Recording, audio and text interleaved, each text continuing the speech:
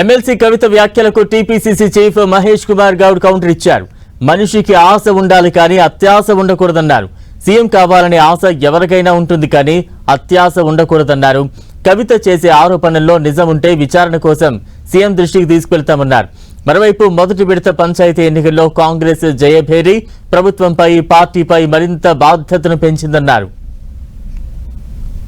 ముఖ్యమంత్రి గారికి మాకు బాధ్యతను పెంచినారు. మరింత శ్రద్ధతో, మరింత బాధ్యతతో, మరింత బరువుతో వచ్చే కాలం ఇంకా ప్రజలు ఆకాంక్షల మేరకు, ఆశల మేరకు పరిపాలన అందించే దిశగా మా ప్రయత్నాలు ఉంటాయి.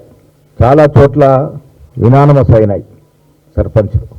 ఆ యునానిమస్ అయిన చోట కూడా 90% పైగా కాంగ్రెస్ మద్దతుదారులే గెలుపొందడం జరిగింది.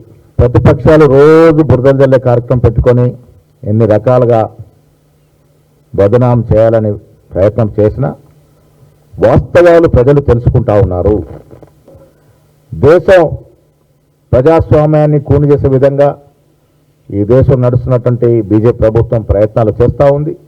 స్వయం ప్రతిపత్తి కలిగిన సంస్థలన్నీ కూడా నిర్వీర్యం చేస్తూ సిబిఐని, ఈడీని విచ్చలవిడిగా వాడుకుంటూ ఎలక్షన్ కమిషన్ ఆఫ్ ఇండియాని కూడా తన గుప్పిట్లో పెట్టుకొని వారికి అనుకూలంగా అవసరం చోట ఓట్లు తీసివేత, అవసరం కావాల్సిన చోట ఓట్లు కలపడం, ఇవన్నీ కూడా పెద్ద ఎత్తున ఓటు చోరీకి పాల్పడుతుంది. కాబట్టి వారి కనువిప్పు కలిగే విధంగా రామ్లీలా మైదానంలో జరిగే మహాధర్నాలో మా కేబినెట్ మంత్రులు, ముఖ్యమంత్రి గారు అందరం కూడా పాల్గొంటాం. అక్కడ నుండి ప్రెసిడెంట్ ఆఫ్ ఇండియాకి ఆ రోజు మెమరాండం ఇచ్చే కార్యక్రమం ఉంటుంది.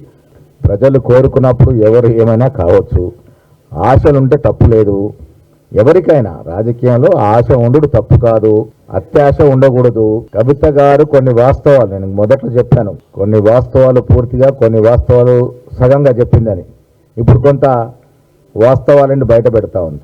కవిత గారు 10 ఏళ్ళు బీఆర్ఎస్ పార్టీలో భాగస్వామ్యం నుండి, అధికారంలో నుండి, ఆదినాయకుడు కుమార్తెగా ఉండి అవన్నీ భాగవతాలు చూసింది కాబట్టి బయటకు వస్తూ ఉన్నాయి.